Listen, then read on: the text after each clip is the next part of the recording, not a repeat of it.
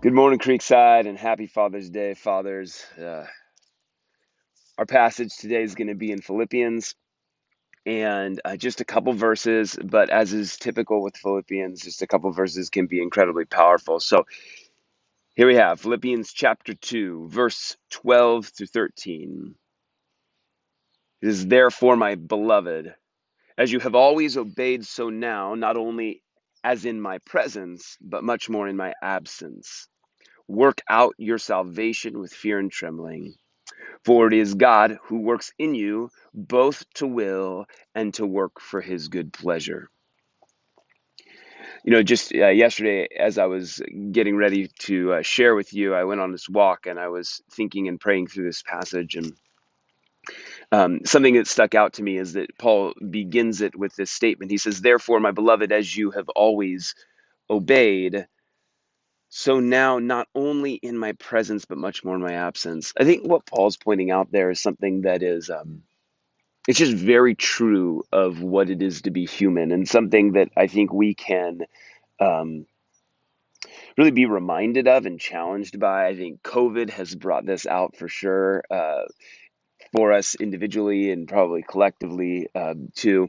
Um, but what Paul's saying there is he's recognizing that while he is with the Philippians, while he's present with them, when he's spending time with them, when he's there and visible and seen and speaking probably in their gatherings and around them a lot, that he finds that it's easier for them to all be encouraged by the gospel. It's easier for them to collectively be sure.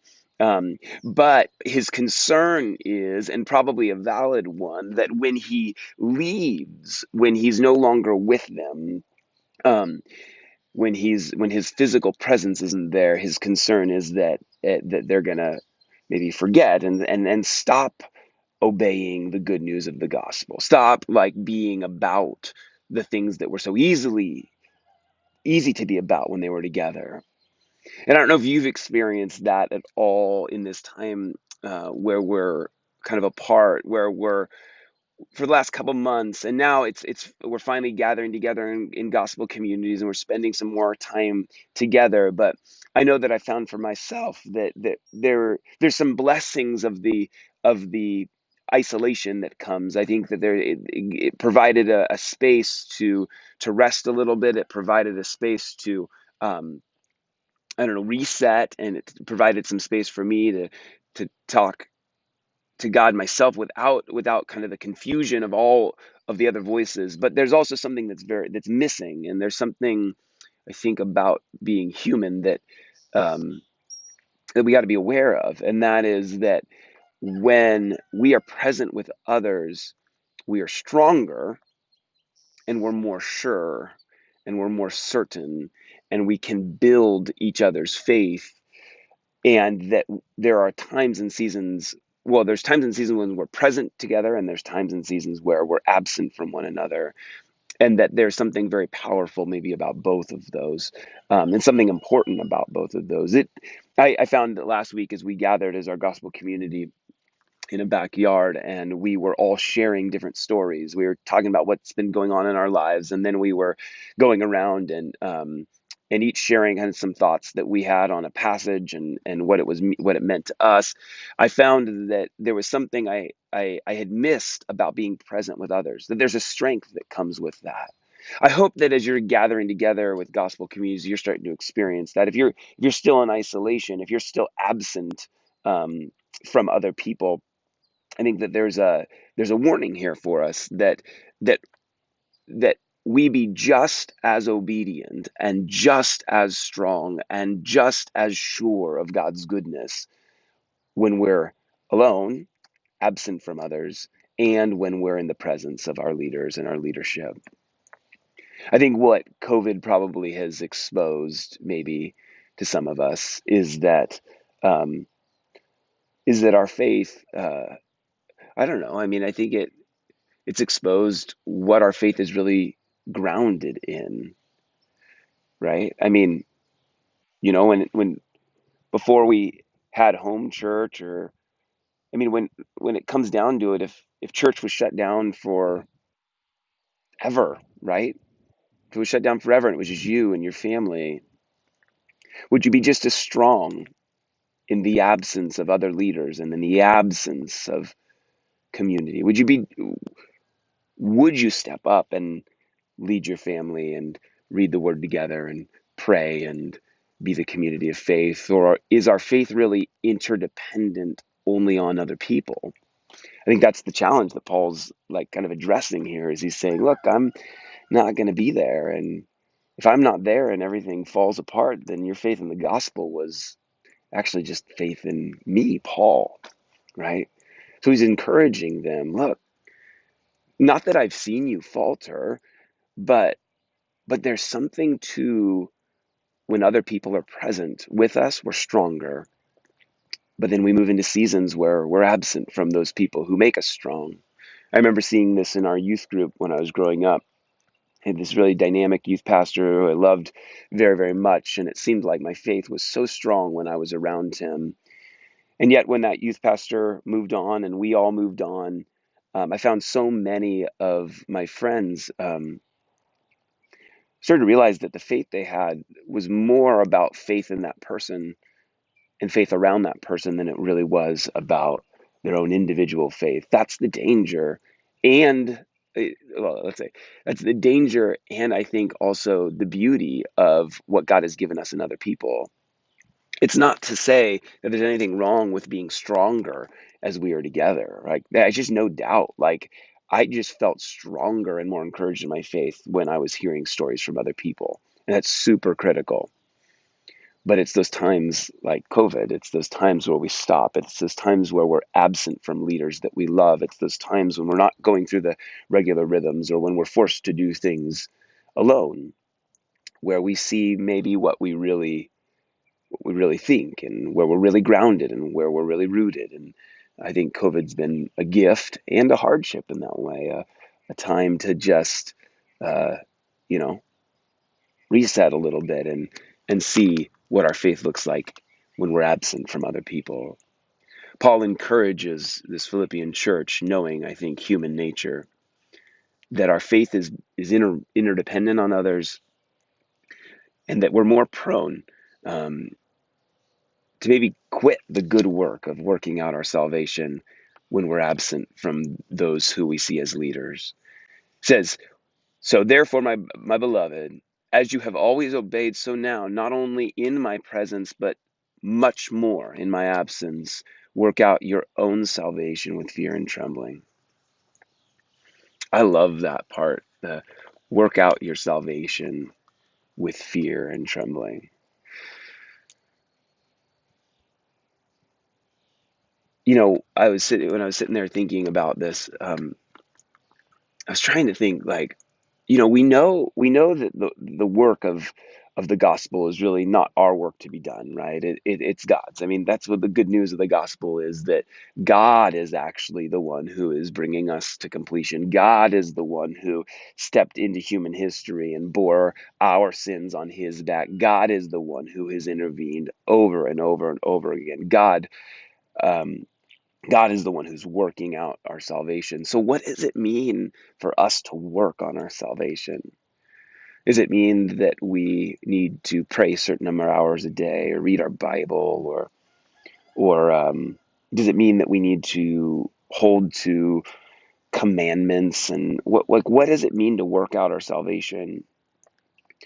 Um, I do think all of those things are components of working out our salvation, but it's not so much that and I think this is obvious, it's not so much that um, our job is to work on being these religiously good and moral people, and therefore God is pleased with us. I think working out your salvation is a lot like working out problems you have in relationships, right? I think of this very easily because there's a lot of conflict between my children and each other over things that don't matter all that much, but um, anything can cause a fight. Somebody can take somebody's toy, somebody can step on somebody can eat somebody else's food. I mean, there's so many different things that can cause fights in our house. And when things kind of blow up and emotions are high, and anger is hot. Um, Katie and I feel like it's one of our roles is to step in and to help our children work out their relationship, right? And so for them to work out the situation and to work on it isn't so much for them to be doing something um, other than to be able to calm down a little bit, like not be there's this thing that happens when you're offended or hurt by somebody else, and it raises up this emotion in you. And those emotions, I think, are great and real and good and unavoidable in some sense. The fact that we feel things is not the problem, but if you've ever been in an argument, a fight, you realize that like so much of that anger and frustration, it's not super productive because it causes you to vilify somebody else. It causes you to demean somebody else. And so when you have to work out your relationship, right? When you have to work out your marriage, when you have to stay in a relationship for a long time, then what it means is that you have to go through that work of kind of engage, like feeling the things you feel, but working through them in a healthy way. It doesn't require it doesn't require my kids to do much in terms of physical labor, but to sit in a room and to love each other despite how much they feel like they've been wronged or the other person has hurt them or whatever it is that caused the conflict. To work out their relationship means um, that they have to process some of the way that their emotions have overcome them. Like, hey, he took my thing. That made me mad, but I got real mad, maybe too mad. And I have to own some of that. It's okay that if I was unjustly treated, it's okay to feel that feeling, but I got to kind of work out the fact that I got too mad and therefore I lashed out and hurt my brother. And my brother who took that thing was maybe inconsiderate, and though it was all meant in jest, I've got to work out the fact that I was a little overboard with that. So, with that kind of as the backdrop, as we talk about when Paul says, uh, work out your own salvation with fear and trembling, I think that not so much this to do list of all the stuff we have to get done for God, right? I mean, I think that's obvious. Um, it's not that you need to do things that make God happy, but life is filled with all of these emotions, all of these things, these times where we feel certain things about God. We feel things.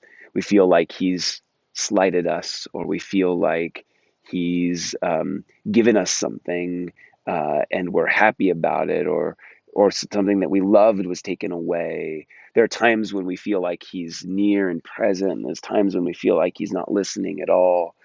There are things that we're hurt by that other people have done to us. There are things that there's just all of this stuff with life. There's disappointment and there's joy and there's beauty and there's fear and trembling, and so all of those emotions are what life feels like. And so what Paul is encouraging the Philippian church to do is he's encouraging them to the work out their salvation, um, to work out what it means to be in relationship with God, to work it out with this sense of fear and trembling. What I love about what he's saying is that this process of us working out our salvation, it's not supposed to be done um, without fear and without trembling. But that rise of emotion, maybe that anger that comes in, that righteous anger and sometimes unrighteous anger, that fear and that holy fear and that unholy fear, and that trembling where we're terrified and shouldn't be terrified, or that trembling where we're just so um, in awe of God's power. All of those emotions are part of our life with God. We feel those things for real, like all the time. I mean, and and what Paul's saying is that you are to work, like working out your salvation, like being in relationship with this God who loves you and has saved you. To live in that reality requires us to work with fear and trembling, to work through fear and trembling. I think sometimes I've thought of these emotions of fear and this trembling as things that are negative, right? Like I think of in the parts in the Bible where God says, "Fear not," and do not worry, it's easy to equate those emotions with something that's negative or bad. I got to stop. I got to stop having those feelings. I don't think that's the case. I think it's about working through those feelings, working out those feelings, working out those emotions. Um, it's not about not having them. We're going to have them. We're going to be afraid and we will tremble. And we got to work out those things. Like that's like what it is. We got to work it out with God. And more than just get through it, honestly, I feel like that is where our relationship with Him and our relationship with other humans really grows and deepens. My closest friends and my deepest relationships are relationships where we've worked out our issues. We work through our issues, not relationships where we've never had issues, right? I mean, that's what marriage is about. You spend all this time working out your problems together with fear and trembling, with anger and frustration, with a lot of different emotions equated. And those things are good. They're part of it. In fact, I would even go so far as to say that maybe one of the scariest things in our faith with God is stoicism, where we're no longer working out our salvation with fear and trembling. Like the fear and the trembling is gone. We're not afraid of anything. We're not concerned about anything. We're not inspired by anything. We're not trembling about anything. We're sitting in a chair, listening to a message, nodding our heads, but we're not nervous or afraid or um, filled or flooded with this dynamic relationship with God. And I think stoicism is dangerous, maybe even more dangerous than being all afraid, and having to need God to come through. I think that's something I've been considering a lot, like with this COVID stuff and with all the transitions that Katie and I are going through in our life. Sometimes we can think and go, man, the decisions that we felt led to make, they have not been easy. We didn't make them because we knew we wanted them to be easy. Um, but but I do feel like they've been very life-giving in ways that only come with being a little bit afraid, right? Like some of some of it just some of our salvation I don't think can be worked out without experiencing that sense of fear, that sense of need, that sense of dependence on God.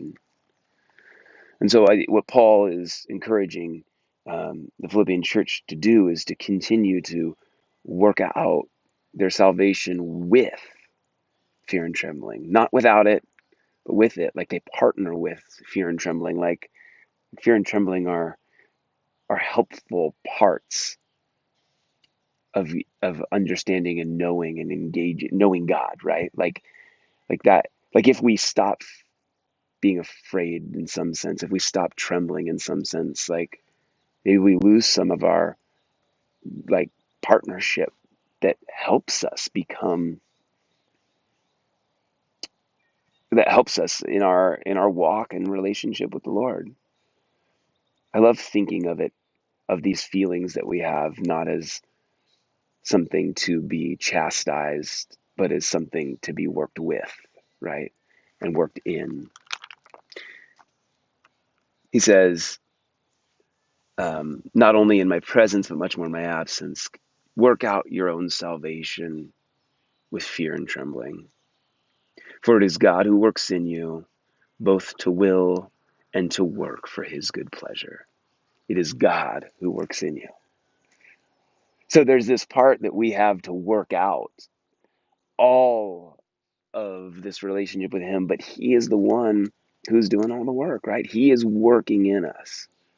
And I don't know where you're at, and I don't know what you're experiencing. Um, Certainly there's things related to COVID and your actual, contextual situation. Some of you are battling health issues. Some of you are in, really hard times in terms of being a parent or a spouse, or some of you are going through really rough financial things. Others of you are really enjoying this break that COVID has brought and this rest. But I would imagine that no matter who you are, that you're experiencing this wide, diverse sense of emotion and feeling that you're at some moments experiencing fear and frustration and anxiety and worry and concern and some trembling about your current state or what you're facing now or your health situation and and then on the flip side, in the very same day or the next hour, you might be in awe of a sunset or a rainbow or the beauty of God's creation or something that one of your kids just does. And you're like, wow, life is beautiful and God, you're undeniable. And then the next moment you're struggling again. And I could imagine that there's probably for you, like there is for me, just a myriad of emotions that range from joy to fear to trembling and back to joy again. And I guess my encouragement to you today is like, as Paul is saying, that's God working in us. It's not something to be despised or avoided. It's not something when we find ourselves worrying again to just go, oh, we should be better at not being anxious. But it's something to work through and work with. And I think in working through those things, it's where we find God. It's where he's alive. It's where he speaks to us and where we need him. God is the one at work, and he's doing it all for his goodwill and his pleasure. And so hopefully you can find some rest and joy in how good the gospel is here, and how good God is, and come to embrace some of the fear and trembling that we all have, and he's at work in us. If you would, with your groups, if you're with other people, why don't you maybe share a couple things you can maybe share, maybe a time. Maybe you've experienced a strength in your relationship with God in the presence of others, and then a time where when those other people were gone, or those relationships were more distant, how it was harder in the absence of those people to be strong or to have a dynamic relationship with God. And then I think the second thing I'd love for you to share, if you have the time, is to share what does it mean, or what does it look like for you to work out your salvation with fear and trembling? What is scary for you right now, and what aspects of God and what aspects of your situation in life um, make you tremble a little bit? Uh, where is God in that? Share that with each other. All right, thanks, Creekside. I love you guys. I cannot wait till we get to all get together someday. But whether we're present together or absent from one another, God is always present, and we're still learning together. All right, peace.